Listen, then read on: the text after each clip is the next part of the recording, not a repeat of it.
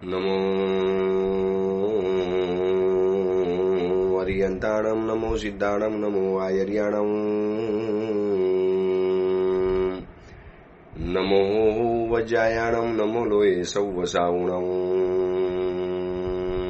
એસો પંચ નમુકારો સૌવ પાવપણાસણો મંગલાહારણમ ચ સવ્યેસી બળમમ વૈ મંગલમ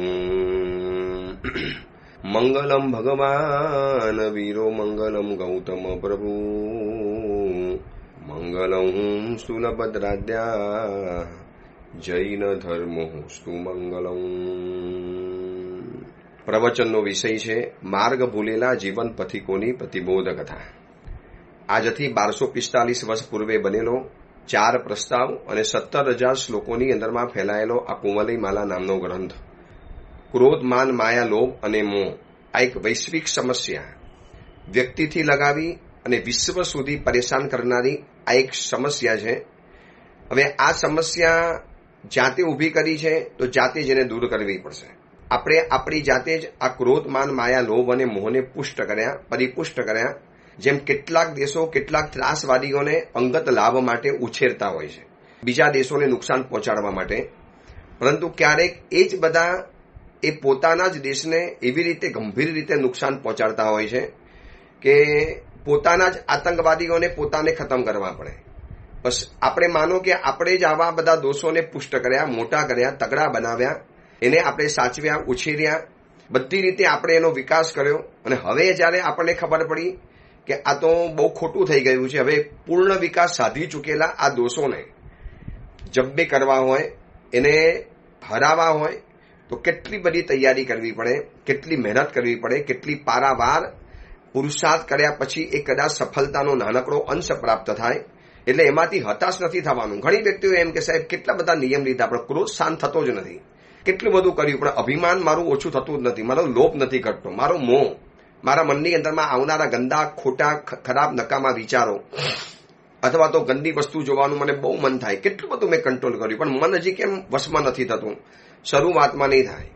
તમને ખબર છે, એક નવું માટીનું કોડિયું જ્યારે ઘરની અંદરમાં લઈ આવો, હજી એકદમ તાજું બનેલું છે અને નવું બનીને આવેલું છે, એની ઉપર કલર થયેલો છે, એમાં પહેલું પાણીનું ટીપું નાખશો ને એટલે આખું ટીપું ચૂસાઈ જવાનું, બીજું ટીપું નાખશો એ પણ ચૂસાઈ જવાનું, ત્રીજું ટીપું નાખશો એ પણ ચૂસાઈ જવાનું. જૈસે બુંદ ડાલતે રહોગે અને બધું અંદરમાં શોષાઈ જવાનું. પછી ધીરે ધીરે એને પાણીમાં પલાળી રાખો. પછી એવો દિવસ આવશે કે જેટલું પાણી મૂક્યું છે એટલું પાણી બચી જવાનું. તો શરૂઆતની અંદરમાં તો મહેનત થોડીક નકામી જ જવાની, આપણને કશું પરિણામ જોવા માટે નહીં મળે. એક નાનકડું બુંદ નાખ્યું ને આખું શોષાઈ ગયું, તો આવું તો કેવી રીતે ચાલે? આવા હજારો બુંદ જ્યારે શોષાઈ જાય ત્યારે પછી એમાંથી થોડુંક પાણી ટકવાનું શરૂ થાય અને પછી એ પાણી બધું અંદરમાંથી સલામત રહે. બસ એવી જ રીતે આ દોષોને હરાવવાની શરૂઆતની જે પદ્ધતિ છે ને એનાથી નિરાશ નહીં થવાનું. જે ઉલટાનું જેમ હરાવવાના કોશિશમાં જશું એમ દોષો વધારે આપણી ઉપર ટાટકવાના, ઓર વધારે એટેક કરવાના, ઓર વધારે આપણને એ ક્રોધ, માન, માયા, લોભ અને મોહ ઓર વધારે પરેશાન કરતા જોવા માટે મળશે. ત્યારે થશે હું એને શાંત કરવા તપસ્યા કરું છું તો ઓર વધારે ચડી બેસે છે, ઓર વધારે વિકારોના વિચારો આવે, ઓર વધારે લોભના વિચારો આવે, ઓર વધારે આટલો બધો ગુસ્સો, માન અને માયા પરેશાન કરે છે, કરશે. કારણ કે ભૂરાટા બને છે, એને લાગે છે કે હવે બસ મારો આ જીવ મારા કાબામાંથી છટકે છે એટલે ઓર વધારે એટેક કરવામાં જાય. પણ એક દિવસ એવો આવે છે કે આપણે સંપૂર્ણ વિજય પ્રાપ્ત કરી શકીએ છીએ. એ દોષોની ઇમારતોને ધરાશાયી બનાવી અને આપણે એની ઉપર વિજય વાવટો ફરકાવી શકીએ છીએ. પણ એના માટેની પ્રોસેસ બહુ ધીરજતાથી પસાર કરવી પડે. બસ એ જ વાત આ કથા દ્વારા આ ગ્રંથકાર બતાવે છે કે આ 5 જીવો કેટલા ધીરજથી ધર્મના પરમાત્માના સમયથી આ દોષોની સામે ઝઘડવાનું શરૂ કર્યું, ઝઝૂમવાનું શરૂ કર્યું. એ ધર્મનંદન સુરીશ્વરજી મહારાજ સાહેબ અને ધર્મનાથ પરમાત્મા એ ત્યારથી આ કથા મંડાઈ. અને એમ કરતા વચમાં કેટલા ભગવાન પસાર થઈ ગયા. ધર્મ પછી શાંતિ, કુંથુ, અર, મલ્લી, મુનિશ્રુવત, નમી, નેમી, પાર્શ્વ અને વર્ધમાન. છેક પરમાત્મા મહાવીરના સમયની અંદરમાં આ 5 જીવો મોક્ષની અંદરમાં જવાના. તો આપણો પણ એવો થશે. વચમાં કેટલો સમય ગયો, ઉત્સર પીણીઓ પસાર થઈ ગઈ, પલ્યોપમના પલ્યોપમો પસાર થઈ ગયા, બધી જગ્યાની અંદરમાં ગતિઓમાં જઈને આવ્યા. પણ એક ધ્યેય પકડી રાખ્યો કે બસ દોષોથી દૂર હટવું છે, આ 5 દોષોને દૂર કરવા છે. બસ એની જ આખી આ કથા છે. કથામાં ત્યાં સુધી પહોંચ્યા કે ચોરના પલ્લીની અડ્ડાની અંદરમાં પરમાત્મા મહાવીર આખી કથા સમવસરમાં બતાવે છે અને એ કથાને આપણે જોઈ રહેલા છીએ. હવે ચોર અંદરમાં આવી રહેલો છે, એનું માથું અંદરમાં આવતું દેખાયું, પણ માથું આવતું દેખાયું ને એમાં પાછળ એક ચીસનો અવાજ આવ્યો. હવે એનો આવવાનો સમય તો થઈ ચૂકેલો હતો. ચંપાવતીએ કહી દીધેલું કે ગમે તારે આવી શકે એમ છે, પ્રભાત થવાની તૈયારી છે, એટલે લગભગ આવી જવાના હોય. અને આ બાજુ બરોબર તૈયાર થઈને બેઠેલો હતો વજ્રગુપ્ત. બસ જેવો આવે એટલે જે ચંપક માલાએ કીધું છે એનું મારે ડોકું કાપી નાખવાનું છે. પરંતુ ઋષભપુરમાંથી જ્યારે પાછા આવતી વખતે એ એવી એક મહિલાને સાથે લઈને આવ્યો છે કે જે મહિલા બીજી કોઈ નથી પરંતુ વજ્રગુપ્ત રાજપુત્રની ચંપાવતી નામની એની રાણી હતી, જેની સાથે એના લગ્ન થયેલા એ ચંપાવતી. આજે એને પકડીને લઈ આવ્યો છે અને એ રાડ પાડે છે, રડે છે, પોકારે છે, હે વજ્રગુપ્ત, તમે ચોરને શોધવા ગયા અને આ ચોર મને જ પકડીને અહીંયા લઈ આવે છે, તમે ક્યાં છો, મને બચાવો. છેક કોટરમાંથી એને અંદરમાં ધસડીને લાવી રહેલો છે. ત્યાં સુધીમાં ચંપાવતીનો રડવાનો અને પોકારનો અવાજ આવ્યો અને આ સાંભળ્યા પછી નખશીશ એને ઝાર લાગી કે હું એના અડ્ડાની અંદરમાં ઊભો છું અને એ મારી પત્નીને અહીંયા લઈ આવ્યો છે, બીજી બધી સ્ત્રીઓની છે, હવે તો નહીં છોડું. અને જ્યાં એના ડોકા ઉપર વાર કરવાની અંદરમાં જાય છે ત્યાં એને યાદ આવે છે કે આવી રીતે મારીને મને શું મળવાનું હતું, આવી રીતે મારે કાયરની જેમ એનું મસ્તક છેદાય, આવો છળઘાત કરવાનો, હું ક્ષત્રિય છું, સામે લલકારીશ. જો આ કટોકટીના સમયમાં પણ સિદ્ધાંતોને કેવા ટકાવી રાખે છે. હવે આ એવો સમય કટોકટીનો હતો કે એવા સમયની અંદરમાં આવા બધા સિદ્ધાંતો પાડવા જાય તો કદાચ પોતાને નુકસાન થઈ જાય. પરંતુ એને કહી દીધું કે આ સિદ્ધ પુરુષનું મસ્તક કાપીશ ખરો, પણ એક વખત એને બરોબર સામે ચેલેન્જ આપીને. અને પોતાની પત્નીને જ્યારે આવેલી જોઈ અને પત્નીએ પણ જ્યારે પોતાના સ્વામીનાથને અહીંયા ઉભેલા જોયા અને વજ્રગુપ્તની પાસે દોડીને જાય છે, ઓલાએ હાથ પકડીને ઉભી રાખી, હવે તું મારી છે, આ તારો પતિ તો હમણાં એક ક્ષણ બે ક્ષણની અંદરમાં યમ સદનમાં પહોંચી જવાનો, શું હેસિયત છે નહીં અહીંયા, આ અડ્ડાની અંદરમાં કેવી રીતે આવી ગયો એ જ ખબર નથી. અને પૂરેપૂરો જ્યારે અંદરમાં આવી ગયો પછી ચંપાવતીને જ્યારે લઈને આવ્યો અને એ સમયની અંદરમાં બંનેની જ્યારે નજરો ટકરાઈ, સિદ્ધ ચોરની અને રાજપુત્રની વજ્રગુપ્તની જ્યારે નજરો ટકરાઈ, જાણે કે નજરોની અંદરમાં પણ અગ્નિ તણખા ઝરતા હતા. શું થશે હવે એ ખબર નથી. આ બાજુ હોહા મચવા માંડી, એક નવી સ્ત્રીનો રડવાનો અવાજ આવી ગયો. સ્ત્રીઓ તો રોજનું હતું કે આવી રોજ નવી સ્ત્રીઓ આવે, રોજ નવી રડે, રોજ કકરાટ કરે, અહીંયા બધી સુવિધા મળે એટલે થોડી ઘણી શાંત થઈ જાય, પરંતુ અહીંયાથી બહાર નીકળવા નહીં મળે આ સ્પષ્ટ હતું બધાને.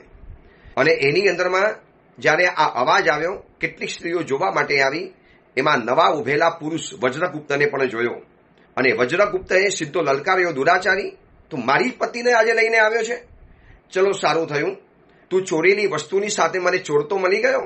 હવે યાદ રાખજે, તારા દિવસો બહુ હવે ઓછા છે, બસ થોડાક સમયની અંદરમાં હું તને યમ સદનમાં પહોંચાડી દઈશ.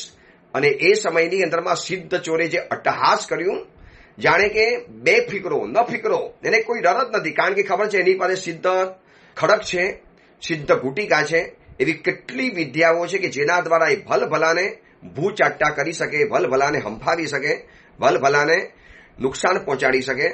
હવે એ વખતે સિદ્ધ ચોર કહે છે, સિદ્ધ પુરુષ કહે છે કે ભાઈ જા જતો રે, નાની ઉંમર છે, રૂપવાન શરીર લઈને બેઠેલો છે, તને બીજી કોઈ કન્યા મળી જશે, હવે તો આ તારી પત્ની મારા તાબાની અંદર મારી જા, તને જીવતદાન આપું છું, નીકળી જા. તારા જેવા ઘણા આવી ગયા મને હંફાવવા માટે, ઠીક છે તું ઓર વધારે આગળ નીકળ્યો કે મારા અડ્ડા સુધી પહોંચી ચૂકેલો છે. આવા તો ઘણા આવ્યા મારા રસ્તાની અંદરમાં, બધાને ઉચકીને ફેંકી દીધા છે. એટલે વજ્રગુપ્ત, આ બલનું કાર્ય નથી, આ તમારા જેવા નાનકડા રાજપુત્રોનું કાર્ય નથી. તને કોણે આ યમરાજાના મુખની અંદરમાં ધકેલી દીધો? તારા પિતાજીને પણ ડર ના લાગ્યો, શરમ ના આવી? નાની ઉંમરમાં તને આવી રીતે યમ સદનમાં પહોંચાડી દીધો છે. જા, નીકળી જા, અહીંયા વિનાશ પામીશ અને તારું જ નુકસાન જશે. પરંતુ સામે વજ્રગુપ્ત પણ ડરે એવો નહોતો, સાહસનો ભંડાર હતો. જૂના સમયની અંદરમાં યુવકોને આવી તાલીમ અપાતી હતી કે કટોકટીના સમયની અંદરમાં મનને કુલ કેમ રાખવું, મનને ક્લેમ કેવું રાખવું, મનને શાંત કેવી રીતે રાખવું, કેવી રીતે કટોકટીને ભરી પીવી. આ એક જૂના સમયની અંદરમાં આવી તાલીમ અપાતી હતી. પણ વર્તમાન સમયના સ્કૂલના એજ્યુકેશનમાં કદાચ આવી સિસ્ટમ આપવાની પ્રથા ભૂલાતી ચાલી છે. એટલે એટલા બધા માનસિક તણાવના શિકાર બને છે છોકરા છોકરીઓ કે પરીક્ષામાં ફેલ ગયા, થોડા ઘણા માર્ક્સ ઓછા પડ્યા, એક કાલ્પનિક ડર પેદા થઈ ગયો અને મોટા મોટા યુનિવર્સિટીઓની અંદરમાં એજ્યુકેશન હબની અંદરમાં પણ સુસાઇડ કરવાની જાણે કે હાર મારા અને પરંપરા ચાલી નીકળી છે. આ યુવકોને જૂના સમયમાં ગુરુકુલમાં કેવું શારીરિક અને માનસિક શિક્ષણ આપીને બલિષ્ઠ અને બલવાન બનાવવામાં આવતા હતા. માનસિક બલ અને શારીરિક બલ, આ બંને પ્રકારનું બલ એ લોકોને આપવામાં આવતું હતું. હવે વજ્રગુપ્ત પણ કહે છે કે ભાઈ એમ કે તારાથી હું ડરે એમ નથી, તું આમ ધમકીઓ આપીશ તો હું ભાગી નહીં જાઉં, પૂરી તૈયારી સાથે આવ્યો છું. અહીંયાથી હું જીવતો જઈશ કાં તારા અહીંયાથી પ્રાણ ચાલી જવાના, આવી જા મારી સામે. એમ ખાલી વાતો કરવાથી કામ નહીં ચાલે. અને બંને જણાની ચર્ચા ચડશી, બંને જણાનો જે ટકરાવ, બંને જણાના જે પડકારો, હોકારા દેકારા, એના કારણે બધી સ્ત્રીઓ ભેગી થઈ ગઈ. જેટલી પણ સ્ત્રીઓએ લૂંટીને લાવેલો છે અને એ બધા ઉપર અછડતી નજર નાખી વજ્રગુપ્તએ, જાણે કે દેવલોકની બધી જ અપ્સરાઓ ધરતી ઉપર ઉતરી આવી હોય. આટલું રૂપ, આટલું સૌંદર્ય આને ભેગું કરેલું છે. આ માણસની પાસે આટલી બધી શક્તિ અને તાકાતને સામર્થ્ય હતું, શું કામ ખોટા માર્ગે આ ચડી ગયો? સાચા માર્ગે ચડ્યો હોત તો ક્યાં ને ક્યાં પહોંચી ગયો હોત, એક મોટા રાજ્યનો માલિક બની ગયો હોત. પરંતુ હવે વજ્રગુપ્તની સામે રહેલો સિદ્ધચોરે જોયું કે હવે આ ડરે એવો તો નથી જ, આપણે બીજો સામાન્ય માણસ જેવો નથી કે ડરી જાય. એટલે ઠીક છે, તારે યુદ્ધ કરવું છે ને, આવી જા, હું પણ મારું ખડગ લઈને આવું છું. અને એને ખબર નથી કે જે ખડગના ભરોસે રહ્યો છે, ખડગ આજે બદલાઈ ગયું છે. એ ખડગ આખું નાખું આજે છુમંતર થઈ ગયું છે. એટલે પોતાના દેવગ્રહની અંદરમાં ગયો, જ્યાં પહેલેથી ચંપાવતીએ, ચંપકમાલાએ જ્યાં પહેલેથી ખડગ રાજ પુત્રનું જે લાવીને મૂકેલું હતું વજ્રગુપ્તનું, એને લઈ લીધું. હજી એને ખબર નથી કે ખડગ બદલાઈ ગયું છે. અને એ આવી પહોંચ્યો અને કીધું, મારા અંતપુરની અંદરમાં તે આવવાની ગુસ્તાકી કરી કેવી રીતે? મારા ભવનની અંદરમાં મારી માલિકી વગર તું આવ્યો કેવી રીતે? તને અહીંયા કોઈએ જોયો પણ નહીં. આટલા વખતની અંદરમાં સ્ત્રીઓને ધમકાવે, તમે શું કરો છો? ખાલી આનંદને પ્રમોદ કર્યા કરો છો. મારા ગયા પછી ધ્યાન નથી રાખતા કે અજાણી વ્યક્તિ કોઈ અંદરમાં આવી જાય. આજે કોઈને પણ નહીં છોડું, યાદ રાખજો. આવી તો અજાણ્યા માણસો અંદરમાં આવી જાય. અંતપુરની સ્ત્રીઓ પણ ધ્રુજવા માંડી કે માનો શું થશે, આ શું કરશે અમારી ઉપર. અને ત્યાં આવી ગયો વજ્રગુપ્તની સામે. ચલો, તને આજે યમરાજાની સામે તારે જવું જ હોય. જો તારી ઉપર યમરાજા કોપાયમાન થયા જ હોય તો પછી હવે તો કંઈ ચાલે એમ નથી. ડુક્કરોના વાડાની અંદરમાં સસલું પ્રવેશ કરે અને સસલાની જે હાલત થાય ને, એ હાલત આજે વજ્રગુપ્ત તારી થવાની છે. યાદ રાખજે, તું ભલે રાજપુત્ર છે, રાજકુમાર છે, પણ મારી પાસે અનેક અપાર વિદ્યાની સિદ્ધિઓ છે. તું અને હું કોઈ હિસાબે સામસામે ટકી નહીં શકે. હજી પણ ચાન્સ આપું છું, ભાગી જા, નીકળી જા અહીંયાથી બહાર. ફરીવાર ક્યારે અહીંયા નહીં આવતો. અને યાદ રાખજે, તારા નગરની અંદરમાં બધી જ વસ્તુઓને ચોરી લેવાનું છે. ત્યારે બંને જણા સમર્થ હતા, બંને જણા બલિયા હતા, બંને જણા પરાક્રમી હતા. કોઈ એકબીજાથી ઓછા ઉતરે એવા હતા નહીં. વજ્રગુપ્તએ કીધું, ભાઈ વાણી વિલાસ બહુ થઈ ગયો, બહુ તે વચનોના પ્રયોગ કર્યા, હવે કંઈક તારી શક્તિ બતાવું. ખાલી બોલ બોલ નહીં કર કે મારી પાસે વિદ્યા છે ને અસ્ત્ર પ્રયોગ છે. ઉભો છું ને તારી સામે, હું ક્યાં ભાગી ગયો છું, બતાવ તારો પ્રયોગ બતાવીને. અને સર્વકલાની અંદરમાં કુશળ હતો. બંને જણા કામદેવ જેવા રૂપવાન હતા. બંને જણા સત્વથી અધિક રહેલા હતા. બંને જણાનો રોષ પણ પરસ્પર રહેલો હતો. બંને જણા પરસ્પર અભિમાની હતા અને બંને જણા પરસ્પર નિષ્ઠુર પ્રહાર કરવાની અંદરમાં ચતુર હતા. એકબીજાનું ખડક ટકરાય, અંદરમાંથી અગ્નિના તણખા જરે, વળી પાછું એકબીજાનો દાવ ચૂકવી નાખે. એક નીચો ઉપર જાય, નીચેની તલવાર ફેરકી, અવનવા જાત જાતના દાવ કરતા કરતા કરતા કરતા એટલો બધો સમય પસાર થઈ ગયો. અને આખી યુવતીઓની ટોળીએ એમ લાગ્યું કે શું આ કોઈ નવો વિદ્યાધર આવ્યો, શું આ કોઈ નવો કામદેવ આવ્યો છે, કે આ બંને જણા કોઈ એવા આખલા જેવા દેખાય છે, અથવા તો આ ધરતી ઉપરના કોઈ મોટા મહાહાથી જાણે લડી રહેલા હોય એવું દ્રશ્ય દેખાવા માંડ્યું. ધરતી કંપવા માંડી. એકબીજાના પ્રહાર ચૂકવવાની અંદરમાં ઘડીકમાં આકાશમાં ઉડે, જમીનમાં પછડાય, ઘડીકમાં સુઈ જાય, ઘડીકમાં આડા જાય, પાછળ જાય, આખા ઉલટા થઈ જાય, વળી ઉલટા થઈને સીધા થઈ જાય. એટલા બધા દાવપેચ કર્યા. અને આ બધું જોતા જોતા જોતા જોતા ચંપકમાલાએ વિચાર કર્યો કે આ વિદ્યા સિદ્ધને આ છરી તો નહીં શકે. વજ્રગુપ્ત ભલે એની પાસે સાહસ છે, હિંમત છે, પરાક્રમ છે, ધૈર્ય છે કે એની સામે આ હિંમતથી લડી રહેલો છે, પણ આ વિદ્યા સિદ્ધ છે. કયા સમયની અંદરમાં શું કરી દેશે ખબર નહીં પડે. અને એ કરશે તો અમારી અહીંયાથી બહાર નીકળવાની ટોટલી સંભાવના સમાપ્ત. બિલકુલ અમે અહીંયાથી બહાર નહીં નીકળી શકીએ. એટલે એને કીધું કે મારે કંઈક તો કરવું પડશે, મારે થોડી હિંમત કરવી પડશે, પણ છેવટે વજ્રગુપ્તને મારે સહાય તો પહોંચાડવી પડશે. વજ્રગુપ્તનું નસીબ હતું કે દુશ્મનના ઘરની અંદરમાં એક દોસ્ત એની સાથે હતી. એટલે આ બંને જણાના પરસ્પર યુદ્ધની અંદરમાં હતા. અને એ સમયની અંદરમાં એ ચંપકમાલાએ વિચાર્યું કે કંઈક કપટ તો કરવું પડશે. એટલે બોટેથી બોલી, વજ્રગુપ્ત રાજપુત્ર, ઓલું ખડગને યાદ કરો ને, પેલું ખડગ મેં તમને આપ્યું ક્યાં ગયું, એનો પ્રયોગ કરો, કશું નહીં ચાલી શકે વિદ્યાસિદ્ધ ચોરનું. અને જ્યાં ચંપકમાલાનો આ અવાજ સાંભળ્યો, જેને આજ સુધીની અંદરમાં દિલથી ચાહી હતી, જેના રૂપની પાછળ એ દીવાનો હતો, જેને પોતાની પટરાણી બનાવવા માટે ચાહતો હતો, કેટલાય વખતથી એની પાછળ પડેલો હતો, અને એ ચંપકમાલાએ જ્યારે એમ કહ્યું હતું વજ્રગુપ્તને, અને એનો કાર કાપ્યો. અચ્છા, તે ખડગ બતાવી દીધું, તે મારી બધી વાતો બતાવી દીધી. ઉભી રહે, પહેલા તો હું તને શીખવાડું છું, પછી આને યમ સદને પહોંચાડીશ. અને બસ ચંપકમાલાને આ જોઈતું હતું કે બસ એનો એક ધ્યાન ભંગ થાય, અને ધ્યાન ભંગનો જો ફાયદો વજ્રગુપ્ત ઉઠાવી લે તો મોટો ફાયદો થશે. એટલે જે રીતે ચંપકમાલાએ આહ્વાન કર્યું, જે રીતે ચંપકમાલાએ કુટિલ ભરી વાતો ઉચ્ચારી, એટલે સમજી ગયો કે ચંપકમાલા આના પક્ષમાં બેસી ગઈ છે. એટલે પુરુષ સહજ રોષ, એક અભિમાન, એક ઈર્ષા, એક જેલેસી, અને પોતાના અડ્ડાની અંદરમાં આવી રીતે અજાણ્યો બનીને આવી ગયેલો આ યુવક, અને ક્યાંનો હંફાવી રહેલો છે, આ બધાના રોષના આવેશની અંદરમાં બહુ લાંબુ ન વિચાર્યું. આટલો વિચારક પુરુષ પણ એ ન વિચારી શક્યો કે સ્ત્રીને મારવા જઈશ તો આ પુરુષ મને ગમે તારે મારી નાખશે. પણ એ ચંપકમાલાને મારવા માટે ભાગ્યો. અને જ્યાં ચંપકમાલાને કહે છે કે પાપીણી તું ક્યાં જાય છે, ઊભી રહે, હમણાં તને તારો રસ્તો બતાવી આપું છું. આ સુધીમાં તને તે મારો પ્રેમ જોયો છે ને, હવે મારો ક્રોધ પણ જોઈ લે. યાદ રાખ, તારા રાય ટુકડા કરી નાખીશ, તને છોડીશ નહીં. અને જ્યાં ચંપકમાલાની પાછળ ભાગવા માટે જાય છે, ત્યાં વજ્રગુપ્તે જોયું કે હવે આ અવસર છે, ચંપકમાલા પણ બચી જશે, અને આ વિદ્યાસિદ્ધ ચોરનો આજે ઘડો લાડવો થઈ જશે. અને આ અવસર થોડો ચૂકવાનો હતો. વજ્રગુપ્ત સમજી ગયું કે ચંપકમાલાએ મને આ અવસર આપ્યો છે, બાકી આ સમાન બલિયો છે, મારા કરતા અધિક તાકાત ને વિદ્યાવાળો છે. જો એકાદ પ્રયોગ કરી લીધો તો કદાચ અહીંયા બંધન અવસ્થાની અંદરમાં આવીને પછી મહા મુશ્કેલીથી એને કદાચ જીતી તો જીતું, અને મારી હારની સાથે આ બધી સ્ત્રીઓનું આજે મોત થવાનું છે. એટલે જ્યારે હે પાપીણી તું ક્યાં જઈ રહેલી છે, આ બોલતો તે ચંપકમાલાની દિશાની અંદરમાં જાય છે.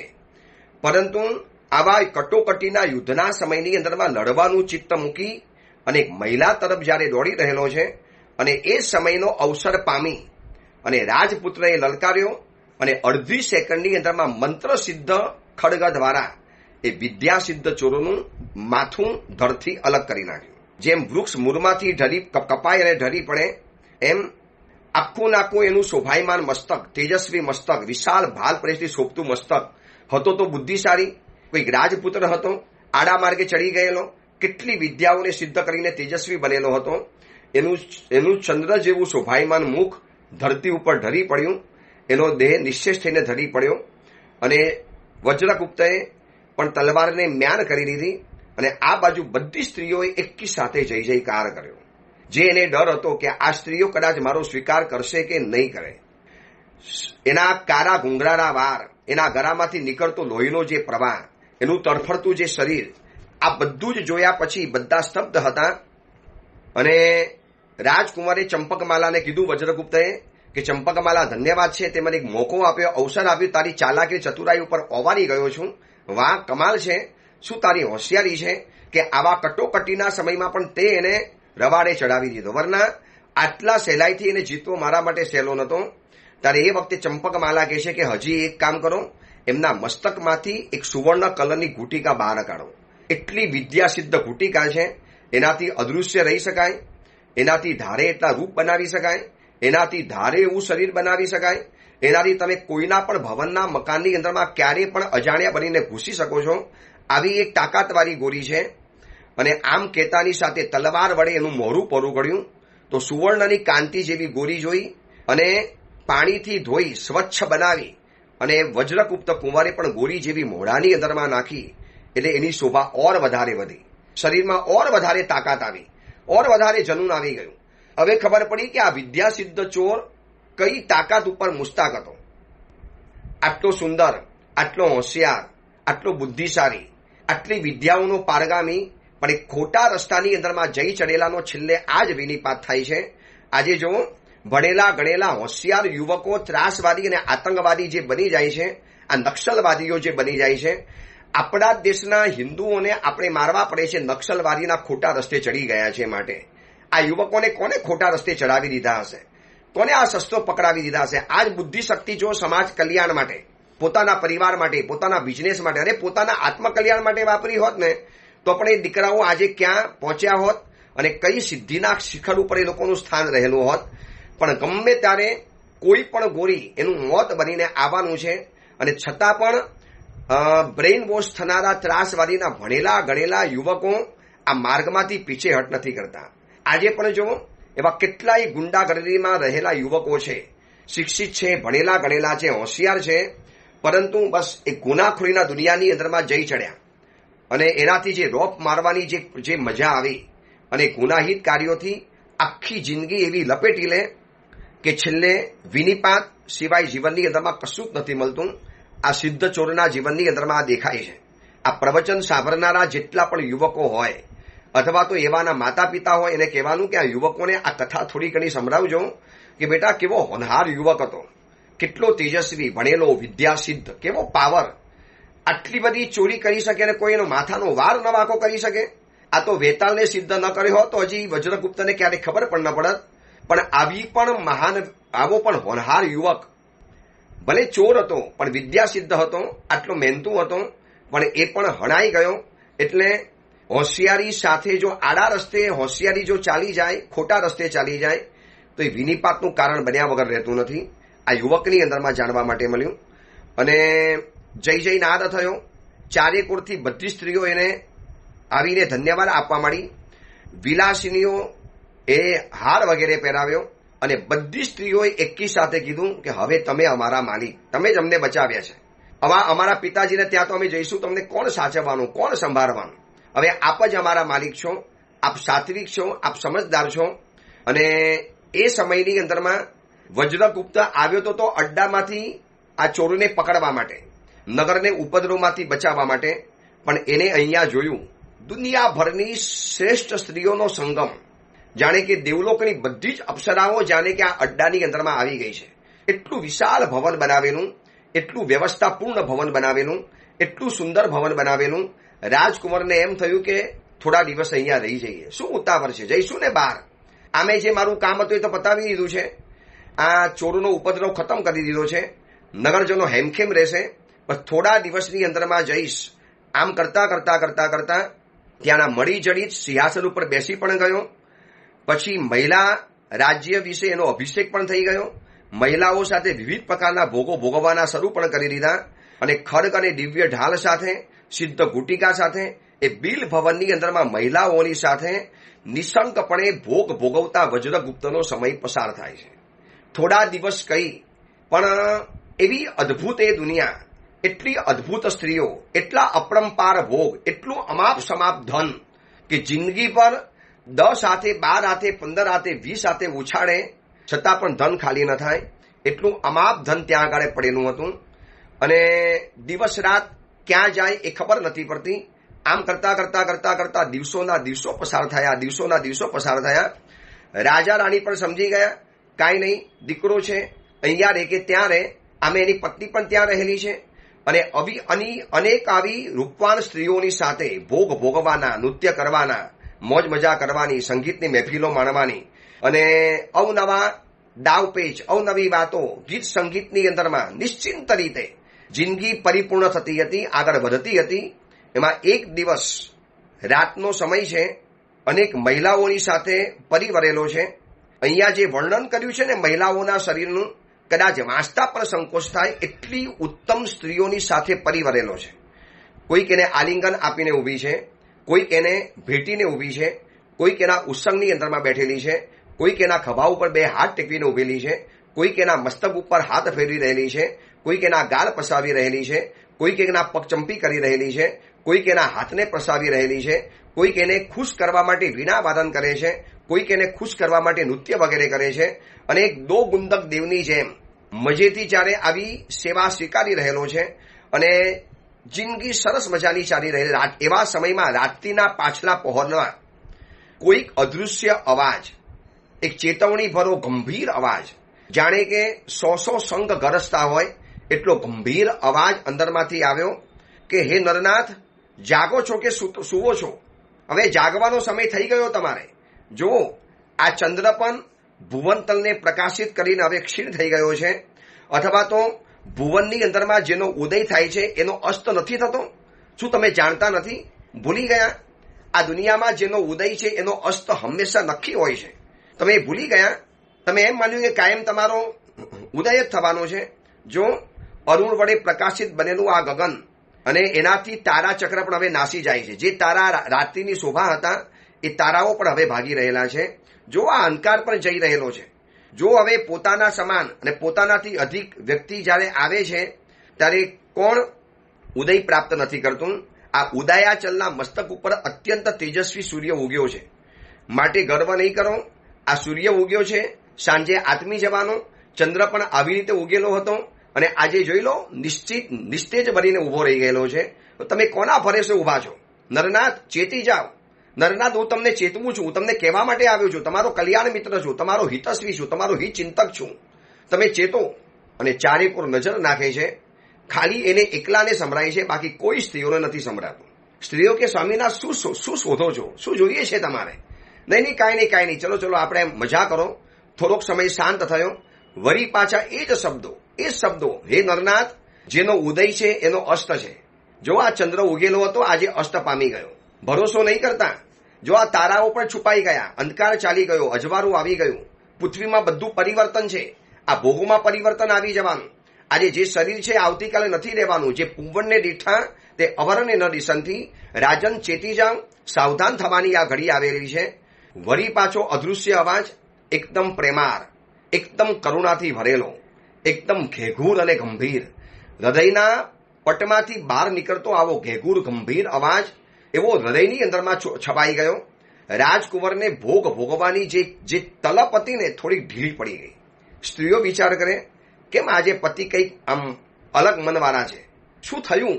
કેમ એ મનથી ભરી કેમ નથી શકતા આપણી પાસે? જ્યાં સ્ત્રીઓ સાથે ભરવા માટે જાય, રંગરાગ અને વિલાસ કરવા માટે જાય, ત્યાં વળી પાછી ઓલી અદૃશ્ય વાણી કાનની અંદરમાં આવીને ગર્જના કરતી હોય છે. કાનના કોતરોની અંદરમાં આવીને બોલતી હોય છે. આ મૂંઝાય છે, ખબર નથી પડતી કે શું થઈ રહેલું છે, કોણ બોલે છે. અને એટલામાં સવાર પડી ગઈ, વાત પૂરી થઈ ગઈ. એટલે વજ્રગુપ્તને એમ લાગ્યું કે આ બધો મારો ભ્રમ હશે. એટલે વળી પાછો આખો દિવસ સ્ત્રીઓની સાથે મોજ મજા, રંગરાગ, વિલાસ, ગુટિકા દ્વારા શારીરિક શક્તિ પણ પ્રચંડ બની ગયેલી હતી. આ ગુટિકાની તાકાત એવી હતી, જૂના સમયની અંદરમાં આવી વિદ્યા સિદ્ધ ગુટિકાઓ બનાવવામાં આવતી હતી. વિશિષ્ટ જાતના નક્ષત્રોની અંદરમાં એવા જાતના કેટલાક વનસ્પતિના મૂળિયા એને લેવાના, ચંદ્રની ચાંદની અંદરમાં લસોટવાના, અમુક વસ્તુઓની એને ભાવના આપવાની, એનો પૂટ આપવાનો, અને પછી એમાંથી જે ગુટિકા બનાવવાની અંદરમાં આવે, આ ગુટિકા શારીરિક શક્તિ અપરંપાર વધારી દે. અપરંપાર. જેટલા પણ ભોગવવા હોય, શારીરિક શક્તિ ક્યારેક ક્ષીણ ન થાય. કોઈ દિવસ શરીર ઉપર ઘડપણ કે અશક્તિની એક લહેર પણ ન દેખાય. અને એના દ્વારા વળી પાછો દિવસની અંદરમાં ભોગમાં મશગુલ બની ગયો. જ્યાં સાંધ્યા ઢળી, મધ્યરાત્રિ બરોબર પસાર થઈ, બધું સરસ મજાનું ચાલતું હતું. અને કુંવર ગઈકાલની આ આકાશવાણીને પણ ભૂલી ગયો. એને એમ કે આ બધો મનનો ભ્રમ હશે, કંઈક હશે, બીજું હશે. અને જ્યાં વળી પાછી મધ્યરાત્રિ પૂરી થાય છે, ભોગો જ્યારે ચરમસીમાએ પહોંચ્યા છે, નૃત્ય, સંગીત, માદક વાતાવરણ, એકને એકથી એક ચડે એવી રૂપવાન પત્નીઓ અને બધી સમર્પિત, સુંદર શરીર અને પોતાનું સશક્ત શરીર, બધી જ ઈચ્છા પરિપૂર્ણ કરે છે. ગીત, સંગીત અને નાટક વાજી રહેલા છે. આખા ભવનનો પોતે એકલો માલિક રહેલો છે. બધી સ્ત્રીઓ સામેથી સરેન્ડર અને સમર્પિત થઈ ચૂકેલી છે. જે કોઈ એની સાથે કરવા તૈયાર છે. વળી પાછો બીજા દિવસે પણ આકાશવાણી આકાશની અંદરમાં ગરજી. વળી પાછા એના રૂવાડા ખડા થઈ ગયા. આજે પણ પાછી નવું આવ્યું. હવે બીજા દિવસે પણ પ્રભાતના એ જ સમયની અંદરમાં વળી પાછો કોઈક બંદીજન એના કાનની અંદરમાં આવીને બોલે છે, હે રાજન, તમારી ઈચ્છા પ્રમાણે તમે ભોગવો, કરો ભોગ, તમને કોણ અટકાવશે?